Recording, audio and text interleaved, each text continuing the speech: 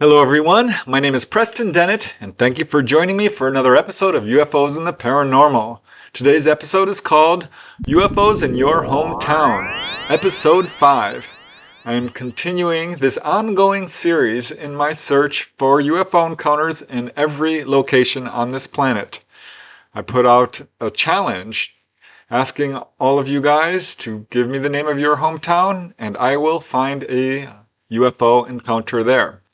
And I've worked my way down a list of over 500 locations. So thank you guys, you really delivered. This is going to take a while to get through this list, so please be patient if I haven't covered your hometown yet. But I'm in the 40s now, and I'm still batting 100%. I'm proving my assertion that UFOs are, in fact, seen everywhere on this planet and are a lot more common than people realize. These are, of course, not just sightings, but close encounters of the first, second, and third kind. Sightings, cases where UFOs affect the environment in some way. Landings, cases involving humanoids, onboard encounters, really the entire range of UFO activity. And of course, supported by really compelling evidence. Huge variety of evidence, actually, including radar returns, photographs, medical evidence, landing traces, electromagnetic disturbances, animal reactions, and more. So I will be covering 9 locations today, and these locations were provided by you guys, and they include Eugene, Oregon, Homewood, Illinois, Niagara Falls, both in New York State and in the province of Ontario, Canada, as well as Glenwood, Minnesota, Helena, Montana, Tucson, Arizona, Monterey, California, and finally Rotherham in the UK. So quite a wide variety of locations. And yeah, it's amazing how many cases there are. So let's just get started. And the first area I'd like to talk about today is Eugene, Oregon. Huge thanks to Garrick O for suggesting this location. It's a very beautiful place. I've been there. I have some friends up there. And no surprise, I did find quite a lot of encounters there. The first significant case in Eugene that I could find occurred on July 5th, 1947 at 12:30 p.m. A gentleman by the name of John Neiswanger and his wife were driving home when a glowing object, which he described as like a child's drawing of the sun, appeared overhead. So he stopped the car, and he and his wife watched this object as it moved slowly across the sky and was gone. A pretty brief sighting. Here's another, July of 1955. A whole group of people were at a drive-in movie theater and were watching Ma and Pa Kettle in Hawaii, when suddenly dozens of undulating, moving, yellow-orange lights appeared to the east and began moving around. They were at very low level and about as bright as stars, but moved around for a full half hour before disappearing. And as one witness said, "I have never seen anything like it before or since." And for those of you who might be interested, this is definitely a thing, UFOs appearing at drive-in theaters. In fact, I did a whole episode on cases just like this and put out a book called UFOs at the Drive-In. So check it out. Here's another case. 4 years later, March 26, 1959, Gordon Dowell and his wife were visiting friends on River Road in Eugene when they saw something they couldn't identify. As Mrs. Dowell says, "At first, I saw only one object. I thought it was a plane at first because of an orange-red light that kept flashing. Soon I saw another similar object with a flashing light. Suddenly, one object sped off at a tremendous speed in a southwesterly direction. The other then zoomed like a jet southeasterly. I have never seen anything like this in my life." So she was ultimately left wondering if this was perhaps a UFO or maybe a secret government weapon of some kind. Next case, 1 year later, on the afternoon of June 16, 1960, at least 20 people, including a family who were driving along Hayden Bridge Road, saw a shiny metallic object going, quote, "around and around" in the sky. It first appeared very low in the sky, but then took off. According to the witnesses, it was quite large. As one witness said, It was a monstrosity. So many cases. Here's another. September 1971, dozens of drivers stopped on the highway as a green and white UFO, described as 100 yards long, appeared overhead. As one of the witnesses, Ted Cox, says, "It was an extraterrestrial vehicle. That's what I think it was. It changed a lot of things about my life. It's really hard to explain what happens when you see something like that. I wasn't as afraid of the future. Maybe it's this knowledge, this understanding that there are other things out there. I'm not sure what it was, but I know I saw." July 31st, 1976. This is a really interesting case. This is actually a 5.5-minute audio tape of a very interesting sighting over Eugene. The witnesses called the National UFO Reporting Center only minutes after this encounter occurred. Eugene, Oregon. Yes. And I'd like to report something I've just seen. Okay. I saw this about at least 4 or 5 minutes ago. Okay. Now, it was, I looked at it through binoculars. It was at least, how far away do you think it was from where we were? Well, it was up near the cloud cover. It was underneath the cloud cover we have here. I don't know how high the cloud cover is right now. It was traveling fairly low, and when first sighted, it was a horizontal, kind of a, how would you describe it? Kind of a bar.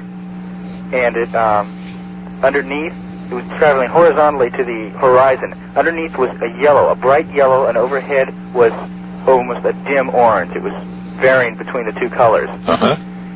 And it got brighter and brighter as it appeared to come closer. And then the flame flickered out.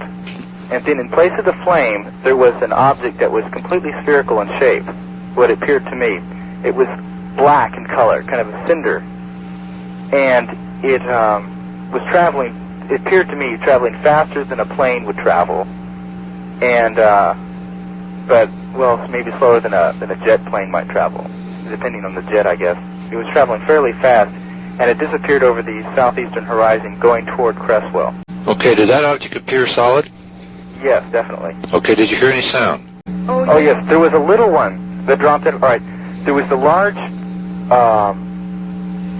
spherical shape, and then it appeared that I was pretty far close to the horizon. It was very hazy due to the cloud cover, and it appeared that a smaller one separated from it, from below it, and became a bright color, bright white or a yellowish, kind of a maybe an off-white, and shot very fast toward the horizon, just extremely fast. And about a couple seconds later, it appeared back underneath it and hovered for a while underneath it, and then it was gone. It didn't appear to shoot off in another direction. Maybe it went back up to the other spherical shape. I'm not too sure. I think that's what might have happened. Now, when that small object moved away, was it to the east or western horizon? It was moving south. Okay, then you didn't see that come back.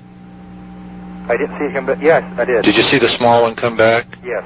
And it moved under the larger one? Yes. But you did not. Did you see the small one go aboard the large one? No, I didn't. I can't say that for sure. Okay.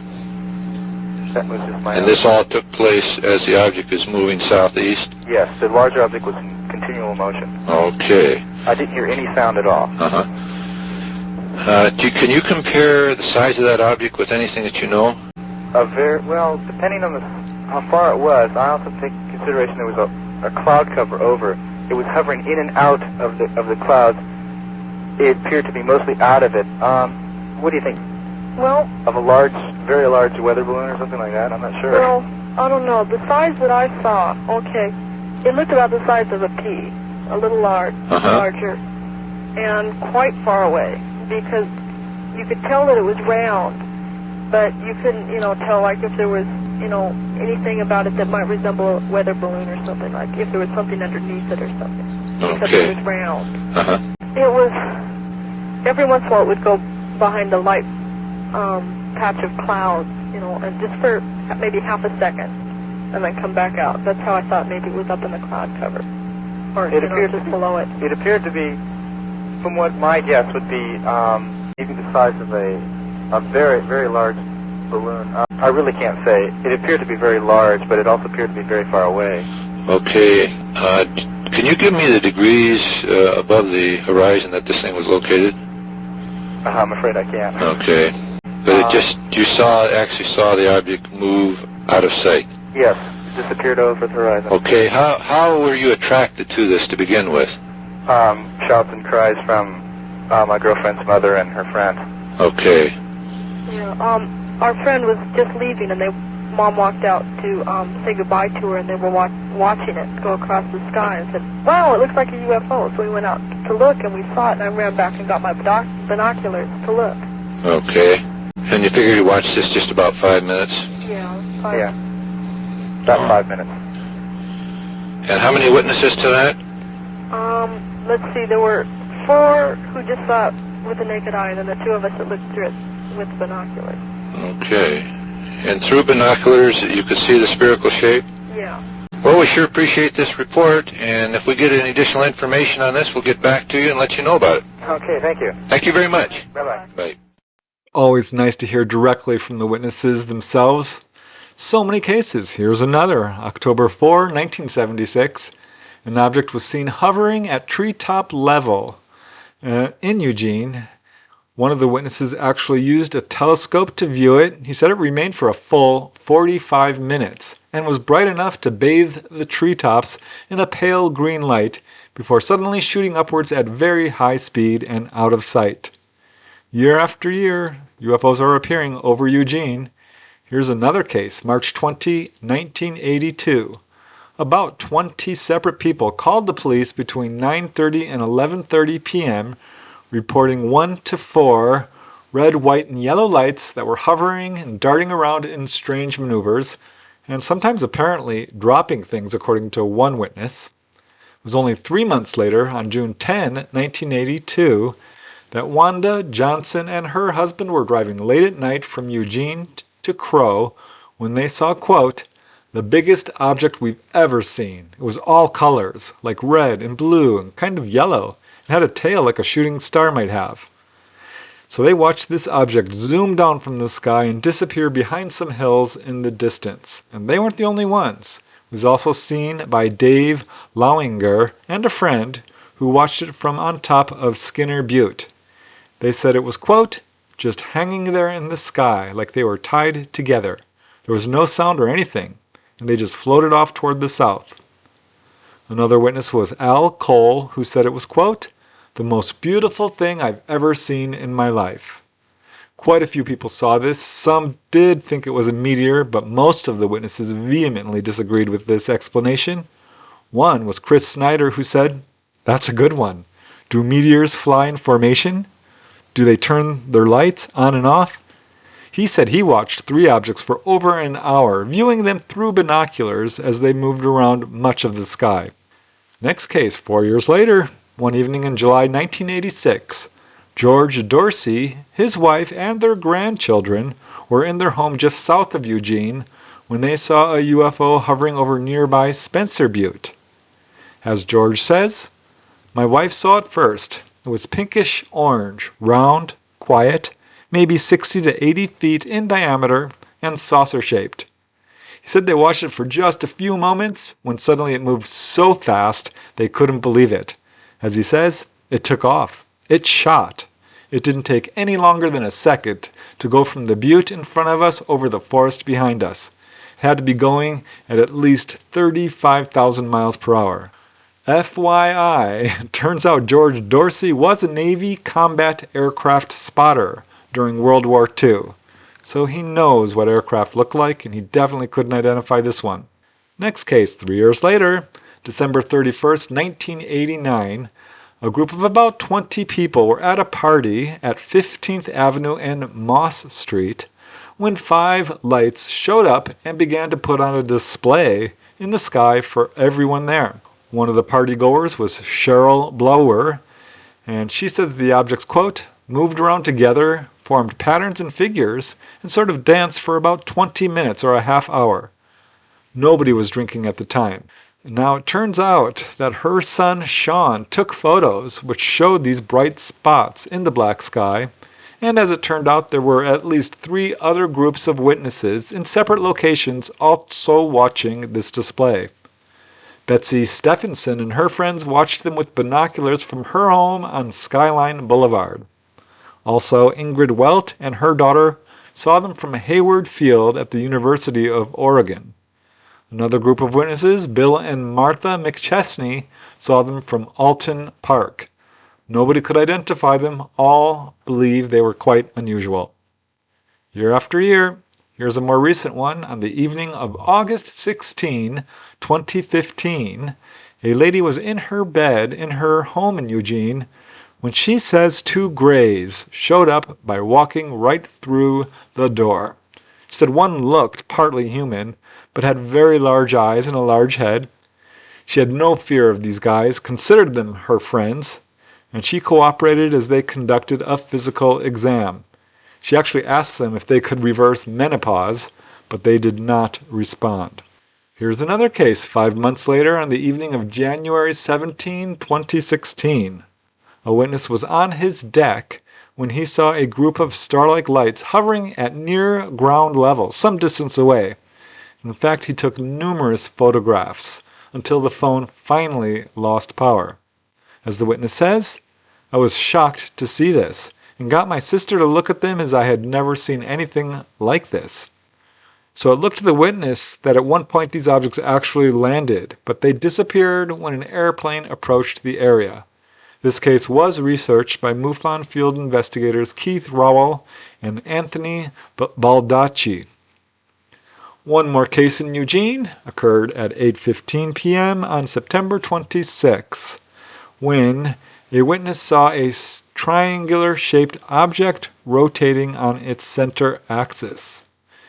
The witness said it had orange lights and was shimmering like heat waves. It had a smooth sides and a smooth metallic underside, which was glowing with a light blue light. Thank you, Garrick, for suggesting Eugene, Oregon. I have to say it really delivered. Quite a wide variety of cases, including humanoids. Amazing. Now let's move to the next location, which is Homewood, Illinois. A couple of you out there requested this location, including Mr. Corsair and Kevin Washington. Didn't find a whole lot of cases, I have to say, but I did find two, so I'm still batting 100%. And yeah, this is a real brief segment in terms of locations, but still proves my point. UFOs are seen everywhere, and I will be returning to the Chicago area in future episodes. One early Homewood case occurred on April 28, 1952, when two witnesses saw what they described as a silvery white dome-shaped object, which was actually circling a large airplane for about 3 minutes. They called the U.S. Army Regional Office to report it, and the case was routed to Project Blue Book, who declined to even conduct an investigation.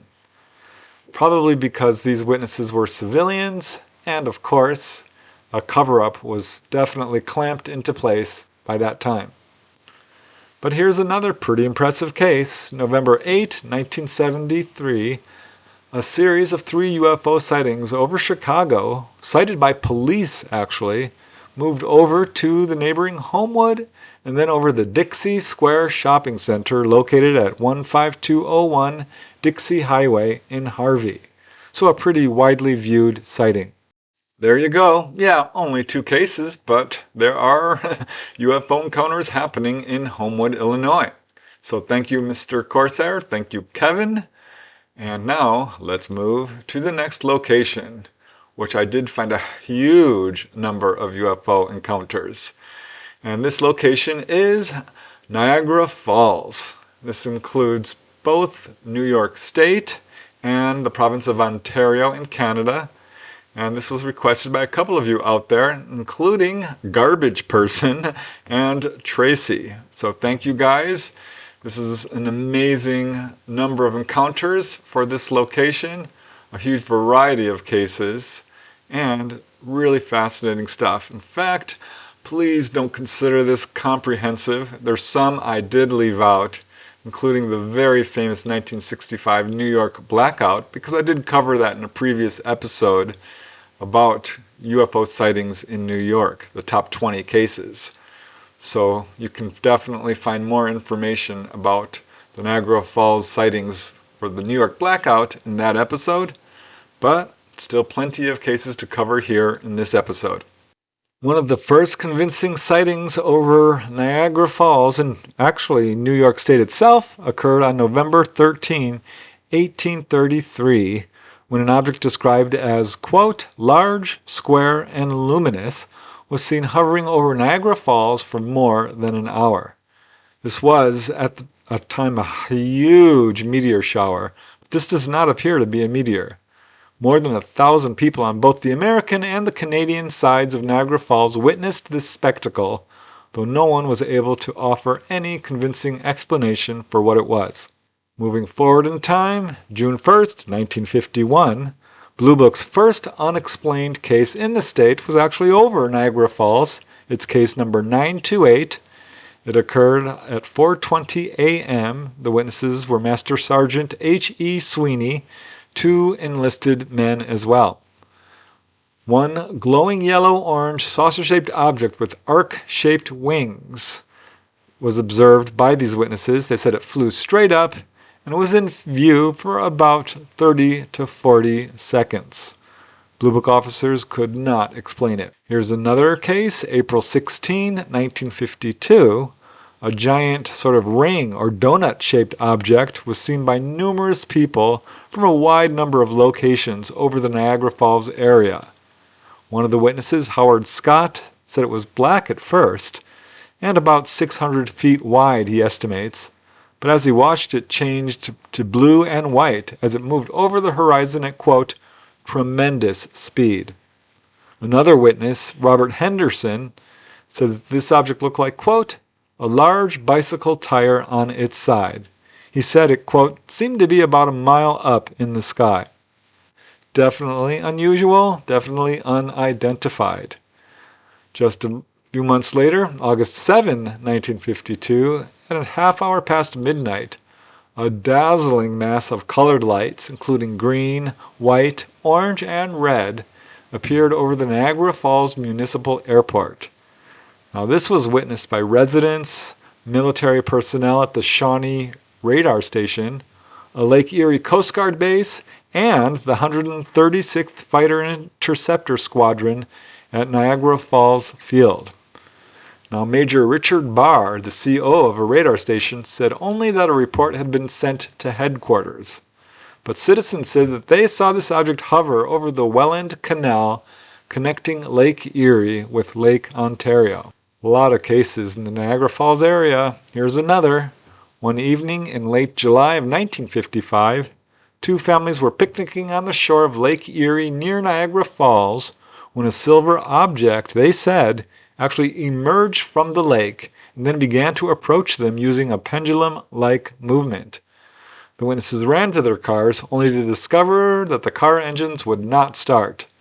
The craft approached them very closely. They estimate to within 30 feet, close enough that the witnesses could see 4 humanoids with white heads and what looked like black robes. The next thing they knew, the object flew back over the lake, rose vertically, and was gone. Here's another case from Project Blue Book, July 25, 1957, 12:25 a.m. A USAF pilot, Lieutenant Robert S. Hipkins, and Sergeant Raymond C. Hentry observed a brilliant white circular object with green lights making fast pivoting turns, moving radically, and then disappearing in a steep climb.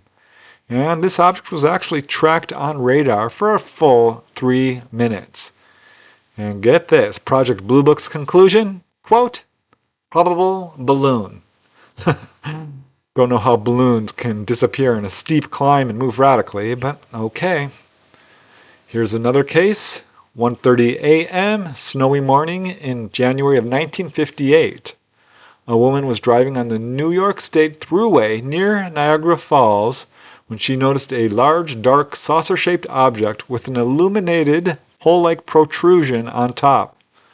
She knew this was immediately unusual, and as she drove closer, this pole retracted into the craft. So she drove up right next to this object, at which point her engine slowed and stopped and her headlights went out. Typical electromagnetic disturbance. Now bravely, she started to get out to investigate, But this is when she noticed shadowy forms moving around the glowing pole section of this craft. The forms quickly disappeared. The craft rose up, spun, and then reaching an elevation of only 10 feet, raced away. She got out of her car to investigate the landing spot and did find some traces, an area of about 1 foot in diameter where the snow was melted down and was actually dry down to the grass.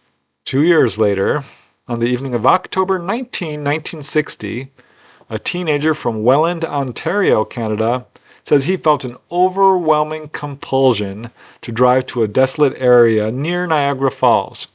And arriving there, he found the whole area around him illuminated, coming from a light overhead. And looking up, he saw a 100-foot wide saucer-shaped craft. He said it was about 100 feet above him. So he shouts out, "Who are you? What do you want?" And according to him, a voice came back and said, "Do not be afraid.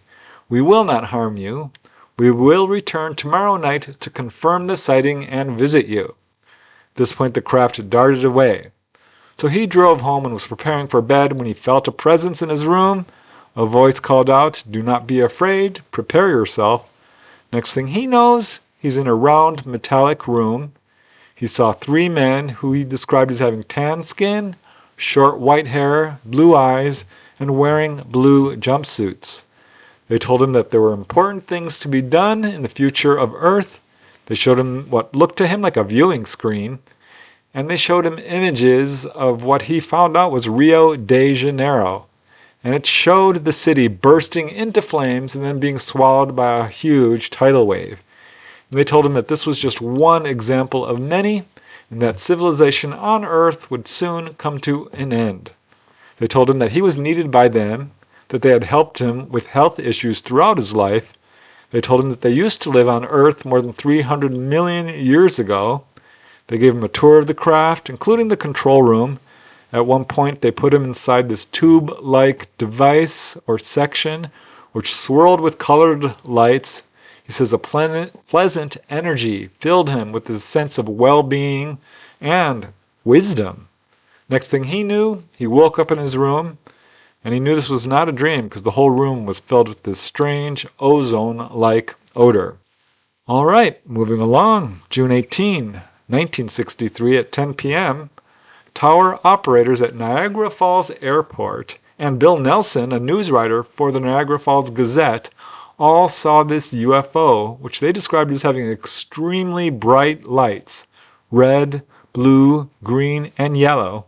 They said this object was performing fantastic maneuvers at very high speed, and did so for a period of 2 hours.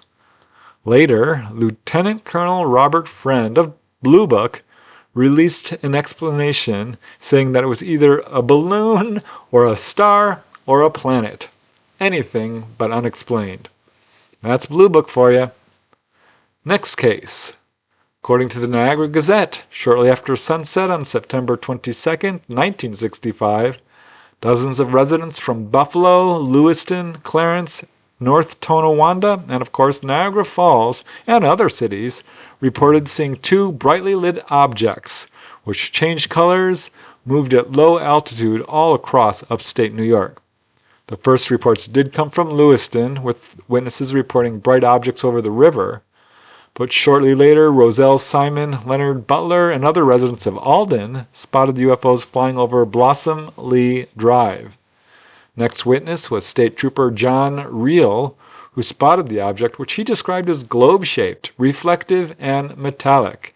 He watched this object swerve first northwest and then southwest.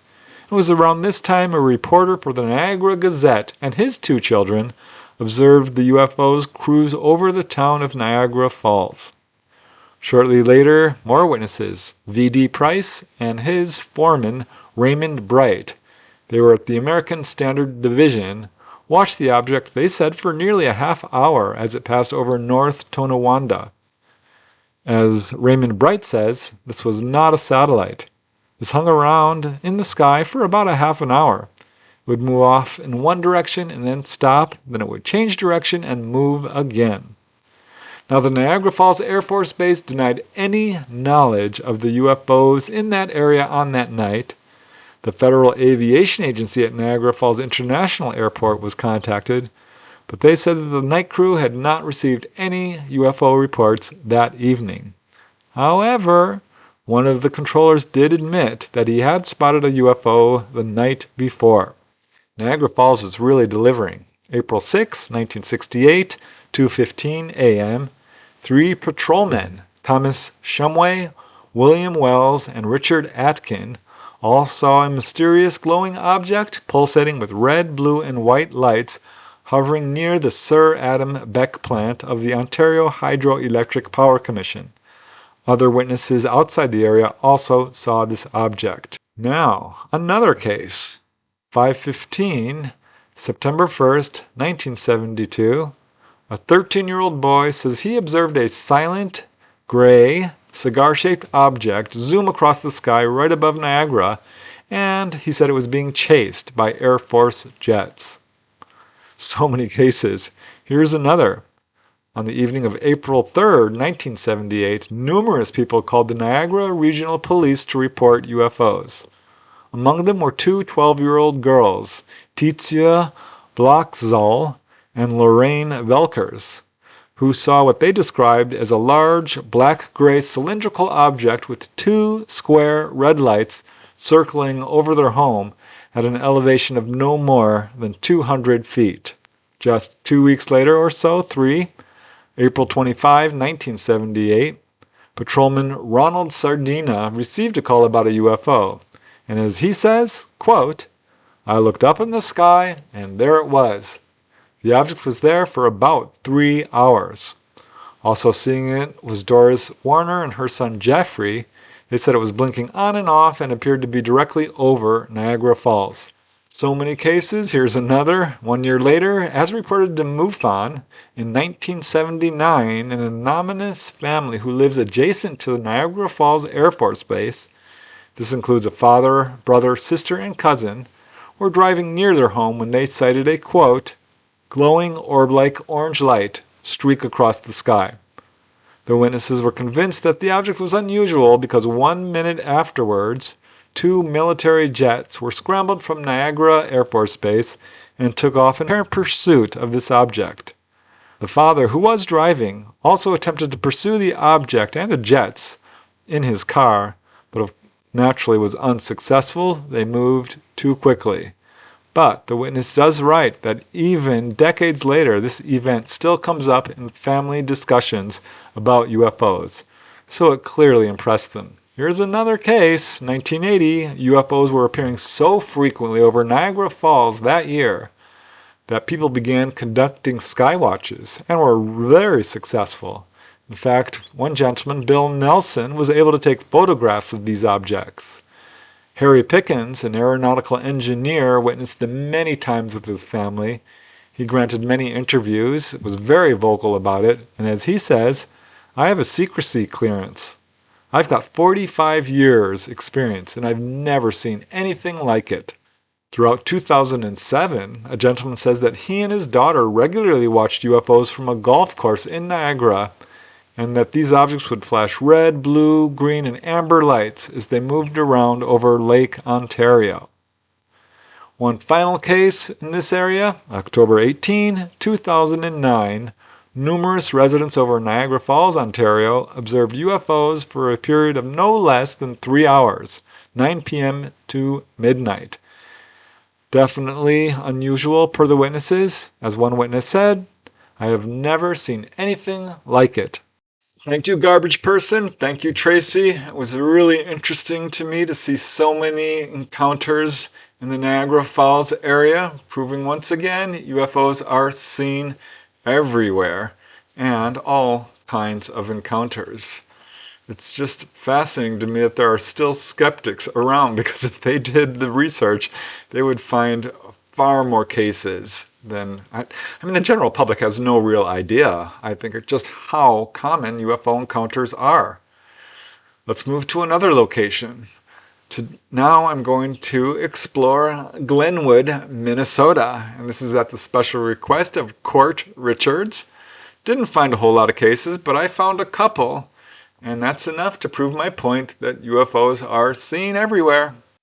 The first Glenwood, Minnesota case I could find, September 25, 1954, as people across Minnesota were observing UFOs over a wide area, including Graceville, Fargo, Minneapolis, Sioux Falls, and of course Glenwood. One of the witnesses, Miss Harlan Iverson, says, "I saw it too. All of a sudden, the area in back of our house became light, and there was a blue-white ball about the size of a 1-pound coffee can with a long streak after it. It was going straight south and came toward the ground in a gliding manner. When it was about 10 feet above the ground, it seemed to explode and disappear. I thought it landed." So very unusual. Another witness, Cindy Lou Schmidt, at 5:30 p.m. says that she observed a glowing object from the porch of her Glenwood home. As she says, it stopped and remained sideways for a few seconds. Now she had her camera ready, and she actually snapped a photograph as this object hovered over a hill an estimated 900 feet away. She thinks this object was about 30 feet long. At one point she says it did send down a beam of light to the trees below, which let her know that this object was in fact quite close to her.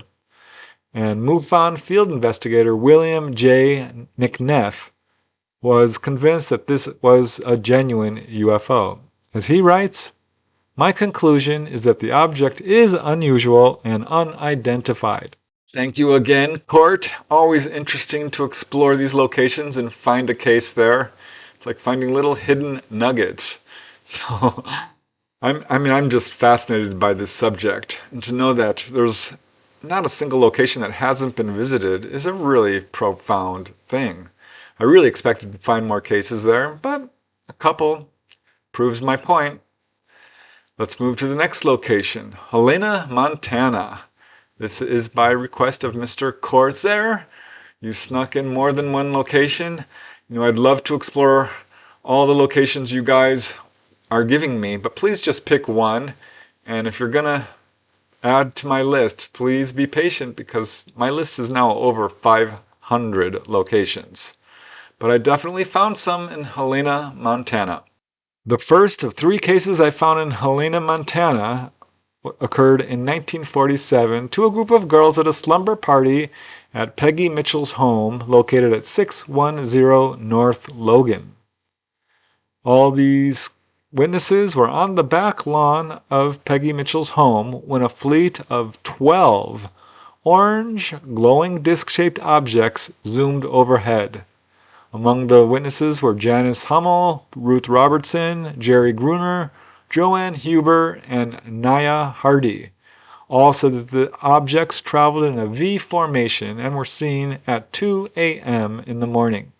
The next interesting case, many years later, October 29, 1975, John Struble, a cement truck driver, was driving at the bottom of Flesher Pass, located about 24 miles outside of Helena, when an object appeared about 300 feet ahead of him on the highway. He said it was very low, maybe 50 feet above the ground.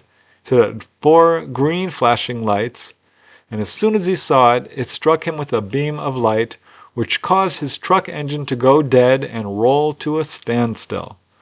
So the object was so bright it lit up the whole canyon around it, and after about 5 minutes, it rose upwards, making a loud roaring noise, and darted off to the east at incredible speed.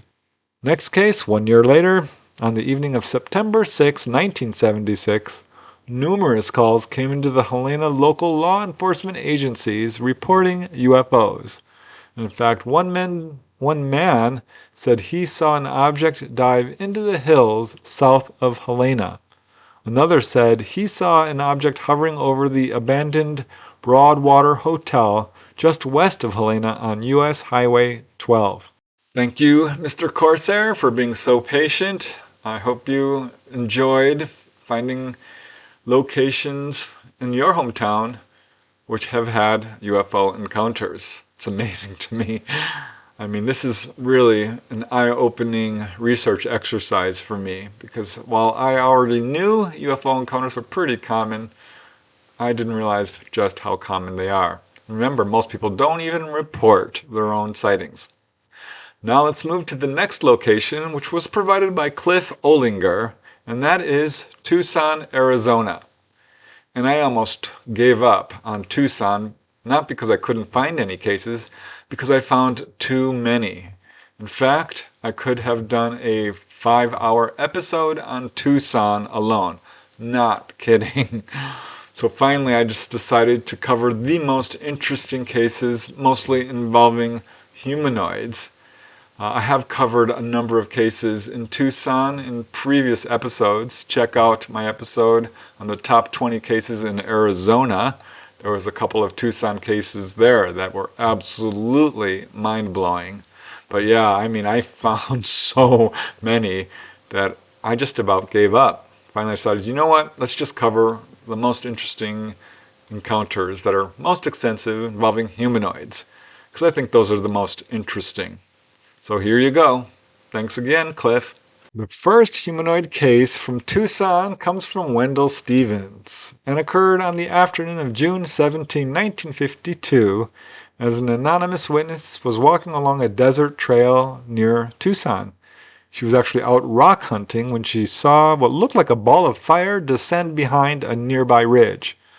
So she's walking towards that direction when suddenly she sees a small gray man approaching her. And he immediately spoke to her telepathically, saying, "Do not be afraid." At this point, she experienced a lapse of consciousness, and she woke up shortly later on a table inside a small room, surrounded by a group of gray humanoids, 4 of them. They all looked the same, large dark eyes, large heads, typical grays, it sounds like. She says they pulled down an instrument from the ceiling, like a light, and used it to examine her body. She does believe they implanted devices in her ear and abdominal area. And at one point they showed her a screen which showed a star field, and they also showed her a book which she said was filled with strange symbols. A pretty interesting case. And here's another, which comes from Jim Osipov of Arizona MUFON. And he says that one evening in May 1960, a gentleman by the name of Charlie Green was in his home in Tucson when 2 short, thin beings with dark eyes and large heads showed up, pulled him out of his room through the window and up into a craft. And that's really all Charlie could remember.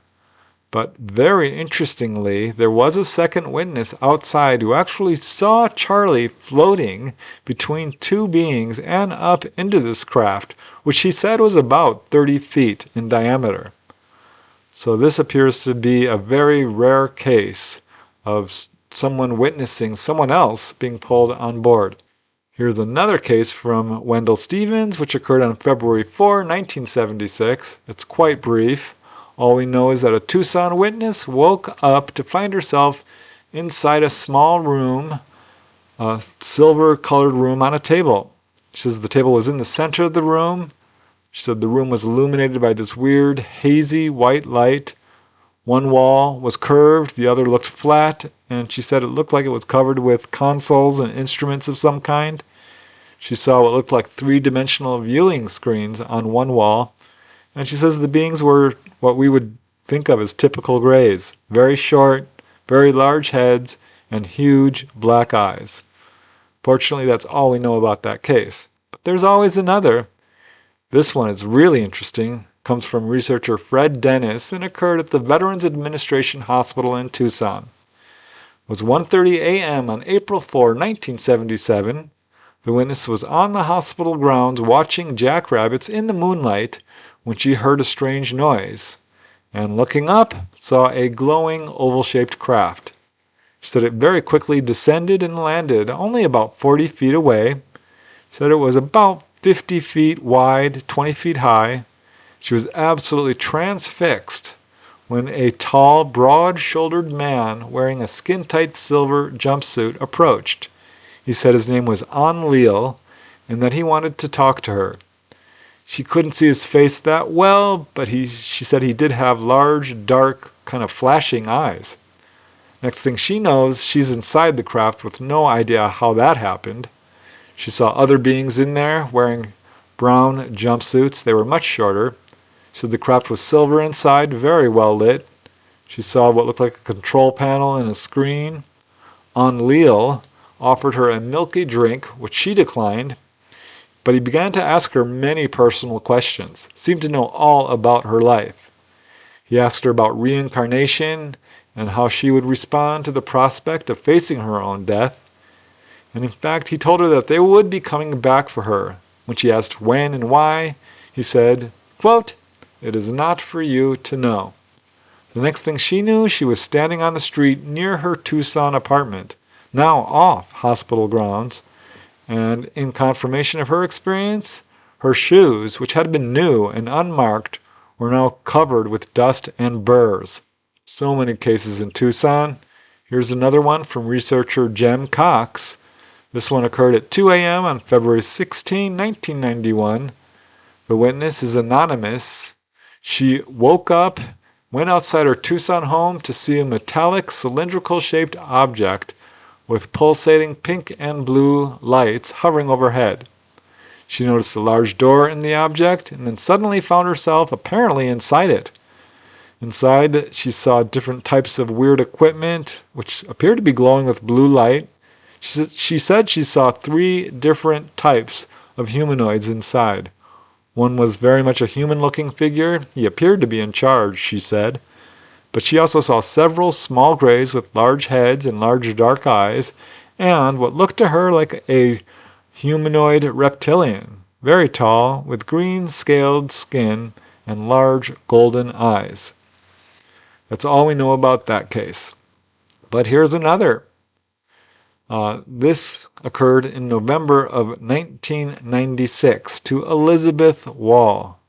As she says, one of my roommates and I experienced an encounter. For a month I would see these dancing lights just outside. I would be compelled to go or look outside. Also, I would feel like I was being watched. I would be watching TV and feel a presence, but when I turned around I didn't see anything. So this feeling became so pronounced that Elizabeth began to sleep with the bedroom lights on, and one night she went to bed around 3 a.m., suddenly woke to find her bedroom filled with a white blue light. She tried to move and couldn't, and then, as Elizabeth says, I saw this tall hooded figure walk across the window into my room. I couldn't move, and I was frightened. But strangely, she found herself becoming inexplicably calm. Moments later, she fell unconscious, and her next memory was waking up in the morning and wondering what the heck had happened. So she told her roommate and discovered that he actually had the same experience on the same night. As Elizabeth says, he woke up frightened and on the floor. The room was filled with the whitish blue light, and a tall hooded figure was hovering above him. He was scared out of his mind and wondered what the heck is going on. That was the only encounter reported by the witnesses, though Elizabeth does admit as a small child she had seen similar unexplained lights. Next case. After midnight, June 20, 2001. A high school student and his mother sat on the porch of their Tucson home watching the stars. The student says he was actually thinking about what it would be like to see a UFO and aliens when suddenly his mother pointed to something floating just above the trees. The student looked and saw a humanoid figure with dark skin. It was, he realized, the alien he had just made a wish to see.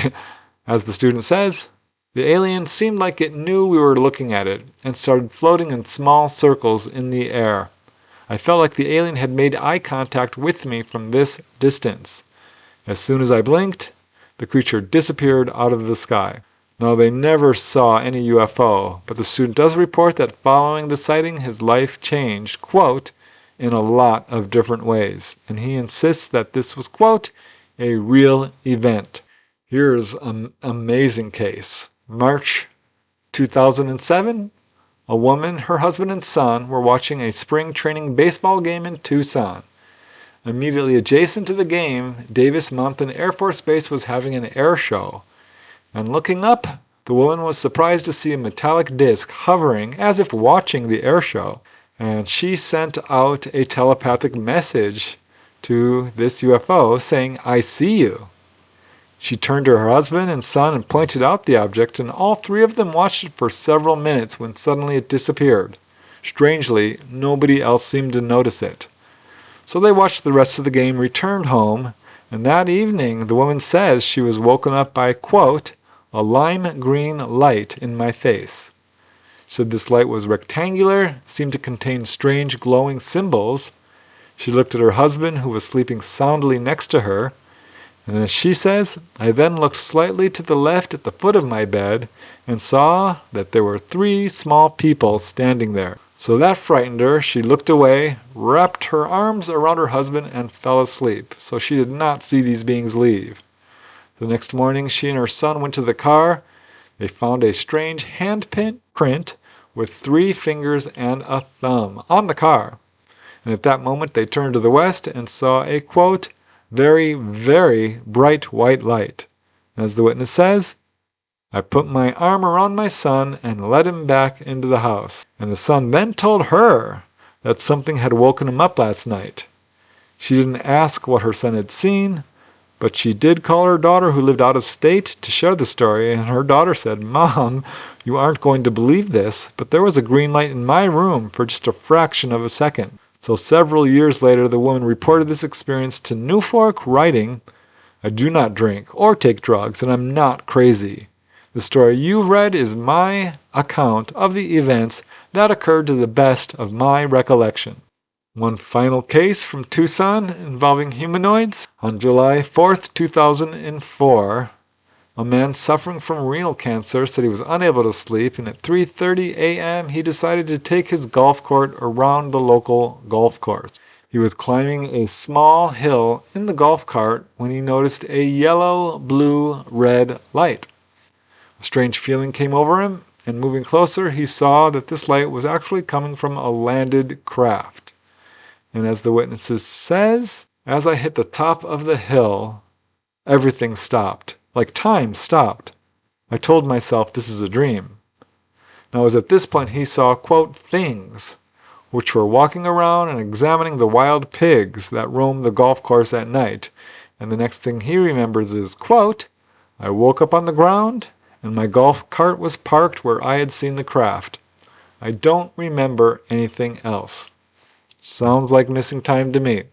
All right, there you go, Cliff. No doubt Tucson has been visited many, many times. I think part of the reason I found so many cases is because there were some very prominent researchers who were based in that area, including, of course, Jim and Coral Lorenzen, Wendell Stevens, and Dr. James McDonald. And again, just the tip of the iceberg. Now let's move to the next location, which is Monterey, California. This is by special request of a couple of you out there, including Jenny, as well as Jovan Lopez. And yes, Monterey, California delivered some amazing accounts. One of the first significant Monterey, California sightings occurred at 7 a.m. on April 10, 1950, when at least 7 witnesses reported seeing a, quote, "bright, chrome-like flying saucer." Now, some of the witnesses were actually policemen, and one of them, Ted Cross, was driving a prisoner to jail when he saw it. And as he says, it was definitely some kind of aircraft, but not local. In fact, nothing like anything seen in this world before. It was a spinning circular object. He said it was about 4,000 feet high, maybe 30 feet wide. And his prisoner, a delinquent girl, also spoke with the press and said, "I guess it's just one of those days." Now, to his credit, Deputy Ted Cross radioed in the sighting in time for 2 other officers to also see it. Also seeing the object was a Greyhound bus driver and a gas station attendant. Army intelligence officers arrived from nearby Fort Ord to question the police officers, and they revealed something kind of interesting. They told him that the Army required them to carry cameras on their person in case a UFO showed up. 4 days after this event, the UFOs returned. was 6:35 p.m. April 14, 1950, when a UFO described as, quote, a circular object, definitely not an aircraft, was moving in a zigzag course, actually following a train between Watsonville and Castroville. One of the witnesses, an electrical engineer by the name of A.B. Baldwin, said that this craft was at about 3,000 feet elevation and would sometimes dart out towards the ocean at 700, maybe 1,000 miles per hour before turning back to the train. He says it looked to be about 30 to 40 feet in diameter. Next case, 17 years later, November 4, 1967, just after midnight, a farmer says that a 100-foot wide craft hovered above his farm located just southeast of Monterey. He watched it as it suddenly shot out flames as it made a sudden sharp turn and moved out of sight. Case after case. Here's another. The night of October 16, 1973, numerous calls came into the police reporting UFOs. One witness was Peter Hartsta and his two friends, who saw an object they described as round, glowing with blue-green light, and about the size of a large Cadillac. They said it was moving silently just over Cannery Row, so low it barely cleared the buildings, and then actually dove down even lower behind a restaurant and moved out of sight. They ran to see if they could still see it, but it was gone. That same night, however, Sergeant Ken Froberg of Marin City said he saw an object described as, quote, blue-green. He said it raced through the sky. Also seeing apparently the same object was Deputy John Brunslick. Here is an amazing case, very well investigated, coming from Dev Rugni of MUFON. This occurred in August of 1973, right over Fort Hunter Liggett Army Base in Monterey. The witness is known only as Thomas H. He's a recording engineer. One evening he was with his wife on the base on the evening in question when they saw no less than 5 kind of diamond-shaped objects. And one was quite close, about 250 feet away. All were perfectly silent, identical in appearance. Each was sort of a dull metallic gray and had a row of soft white yellow oval windows around the perimeter. And they were spinning slowly counterclockwise. A very interesting case because there was another incident at the same area at the same time, could be the same one, which was reported by a physicist by the name of Arthur Newman, who says that while conducting laser tests at the base, a craft showed up. Now, according to him, one of these craft was disabled by the laser and crashed. You can take this case for what it's worth, but he says that small childlike humanoids with bald heads were captured along with the discs. And he says that the UFO movie Wavelength was actually based on this incident. One evening in 1974, 3 residents of an apartment building located at 316 Van Buren Street all called the police to report their sightings of no less than 8 groups of 4 to 8 objects, all moving in a V formation overhead.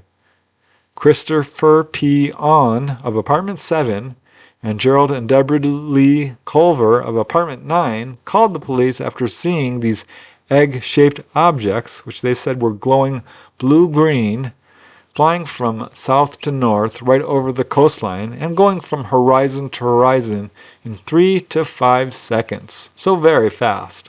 Here's another case which comes from MUFON, October 15, 2017. The witness described a very fast-moving UFO. And as he says, it looked to be cylinder-shaped, pulsating, light blue and white in color, almost transparent. The case was investigated by Nancy Felipe, MUFON field investigator, and she declared it unknown. And the witness was most impressed by how the object seemed to blend in with the clear blue sky, almost camouflaged. There you go. That's just a little insight into probably the much larger number of cases taking place in Monterey. Again, just a representative sample. By no means all the activity that's going on there. But thank you, Jenny. Thank you, Jovan. super interesting. To me, the most interesting case in Monterey was the one over the Fort Hunter Leggett Air Force Base, Army Base. So interesting. And now we move to the last location in this compilation, and that is Rotherham, UK. And I forgot to write down who requested this location, but you know who you are. So sorry. But thank you for providing it. It's really interesting. I love going outside of the US in terms of investigating, because it does prove the point that UFOs are being seen worldwide. Definitely some very unusual and interesting cases here, reaching far back into history up to the current day. So thank you, whoever you are, for providing Rotherham, UK. The first Rotherham case occurred very early. This was the winter of 1937.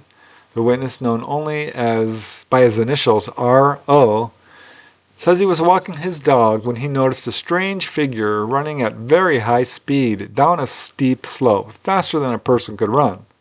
Now his dog did not react at first, but then the figure ran straight through a fence blocking its way and moved so close to the witness that he could have reached out and touched it.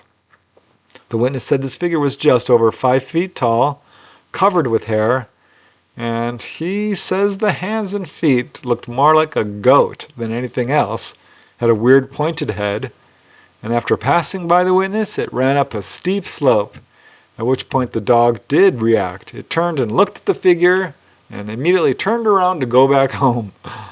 The witness says he felt a compulsion to follow this strange being, but instead returned home. And when he did, his mom replied, "You look as if you've seen the devil," to which he replied, "I have." So perhaps this is some weird spirit or something and not UFO-ish at all. Either way, certainly unexplained and interesting. Now, here are some really interesting cases in Rotherham. On September 7, 1977, dozens of people reported their sighting of a, quote, flying saucer hovering above their homes located in Dearne Valley. One witness, Lillian Hudson, said, and I quote, "Quite a few people came out to look, including a number of children who were all excited and flashing torches at it. My son rushed in to tell me about it, and I thought he was pulling my leg at first. But when I went out, I was amazed to see this peculiar-looking object with lights flashing on and off, but no noise. I am confident it wasn't a helicopter or plane." Another witness was amateur astronomer Nigel Palmer, who said that over the past 3 months, he had seen mysterious objects, get this, more than 90 times. 4 years later, April 1981, calls flooded into numerous police stations when people across a wide variety of locations, of course including Rotherham, reported seeing blue, green, orange, and white flaming lights coming downward. A Sheffield man said he actually heard one of them as it crashed to the ground. Now, the official explanation from Eastland Midlands Airport was that this was probably falling space debris. Hard to say for sure, but it certainly caught the attention of a lot of people. That same year, but in January, a schoolboy said he saw a green object with streaks of red and blue and silver haze around it, hovering in place for 20 minutes. He called out his mother too, who also saw it. Same year, only November 13, 1981, a professional driver, David Green, was driving down Wortley Road towards Massborough when he saw what he described as 2 star-like objects. But as he says, they were way too bright to be stars, and they were stationary and therefore were not aeroplane lights. He said the lights disappeared after 5 minutes. Another witness in a nearby area said he saw what was apparently the same thing, but he described this as a single object, sort of dumbbell-shaped, with a bright light on each end. Another witness, Jeffrey Gray, said they were just like 2 car headlights, but much brighter and farther apart. There were several other witnesses too, so something was in the sky that night. 6 years later, September 1987, a welder by the name of Mark Jones and his wife noticed this strange object which was flashing red and green and white lights. As Mark says, I couldn't make out any shape, but as we watched, a white object came out from between the lights and flew off at speed. It was really shifting. Whatever it was we were watching was not an ordinary aircraft because it stayed in one place for at least 25 minutes. So she, the wife, decided to rush inside to call the police, and the second the police answered, the object vanished, which really freaked out Mrs. Jones. As Mark Jones says, it really put the wind up my wife. If someone had told me what I'm telling you, I would probably have said they were crackers. But I'm no loony, and we both know what we saw. Here's another very interesting case. November 1987, a 16-year-old man who was staying at the Rush House for Foster Kids. He and his friend had gone outside to beg a pint of milk from the milkman when they saw something they could hardly believe. As the main witness says, in the corner of my eye, I saw something hovering, silently, about 20 feet above the ground, higher than the traffic lights outside the Railway Club on Doncaster Road. It was above us, so we could see the underside of it. It was about the size of a small articulated lorry. So he said it was triangular shaped, had a green light on each corner, was hovering just above the traffic lights before slowly moving off. And as the witness says, my life changed from this day because I know we are not alone in this universe.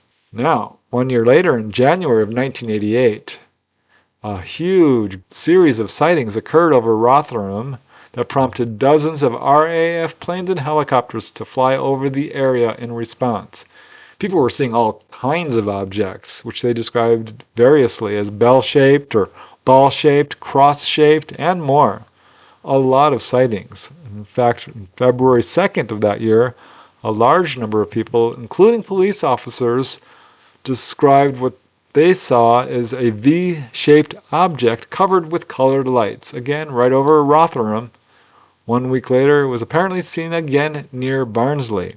Here's a case that got all kinds of attention. Just a month or two later, the witness was Jim Wilson, and he saw this very small unidentified object literally bouncing down the street.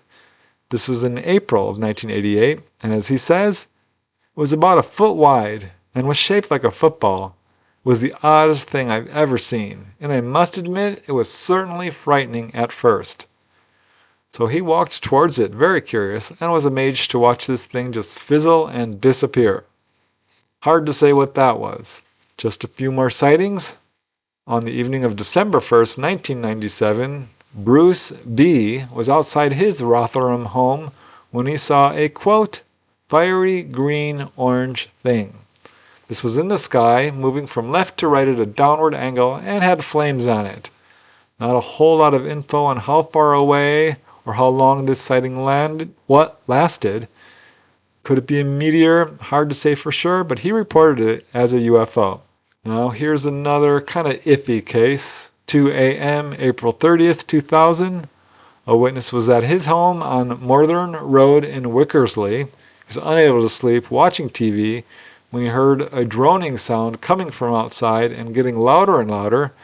And going outside, saw an object covered with lights pass no more than 100 to 100 feet over his house, or perhaps lower, because he described it at one point as being just about the height of telephone poles. He couldn't see the shape of the object, but based on the lights, he estimated it was about 30 to 40 feet wide, bigger than a house. It did sound to him like a plane, but he says it was so low, far too low to be a plane. He still thinks it might have been a plane, but one was never identified, so technically it remains an unknown. This next case is far more unusual. Could not be a plane. This occurred 1 year later, August 10, 2001, in the Eastwood area of Rotherham. The witness, Paul Garner, age 42, and his son Ryan, age 21, are the witnesses. They were out walking their dog when they saw two unusual lights with a weird glowing central column between them. But the most unusual thing was the way this object moved. As the witness Paul says, what struck us as very odd was the central pillar, which swung like a clock pendulum, but not as rapid. So they watched it for about 2 minutes. It was completely silent, and suddenly the lights just went out. Weirdly, they could still see this object against the dark sky as it slowly moved out of sight. And important here, Paul is an amateur astronomer, had a keen interest in UFOs, and remained convinced that he saw something very unusual. As he says, "I am making no claims that this was an alien craft, but it certainly was of an unusual nature." There you go. Definitely UFOs being seen in Rotherham. UFOs are being seen everywhere. I think this episode alone should be enough to convince skeptics anywhere, no matter how thick-skinned or vehement they are that UFOs don't exist. That question is now been answered. They do exist. You can argue about what they might be, where they're coming from, why they're here, but the fact is there are too many reports to ignore, to explain away as hoaxes, hallucinations, misperceptions, mental illness. There's no way. These things are 100% real. And I'm absolutely convinced we're being visited by extraterrestrials, having had my own experiences, having done research for so many decades now. To me, there's no question at all that we are not alone in this universe and that our planet is being visited. So thank you once again. I really appreciate you guys watching. And yeah, if you have a location you'd like me to check out, I'm happy to put it on my list. But you're going to have to be patient because I am only around the 40s of a list of over 500 locations. And I'm committed to this. This is a very difficult research project. This takes a lot more work than some of my other episodes. But I'm committed to it. I really want to prove to everyone out there, not only are UFOs real, not only are we being visited by ETs, but they are covering this entire planet. I think they do have a mission to announce their presence and let all of us know that we are not alone in this universe. So yeah, thank you again. Truly appreciate it. Love you all. And until next time, keep asking those hard questions because it's up to you. Also, keep searching for the truth because it is out there. And most important of all, keep having fun. I really think that's why we're here. And until next time, I will see you later. Be well. Bye.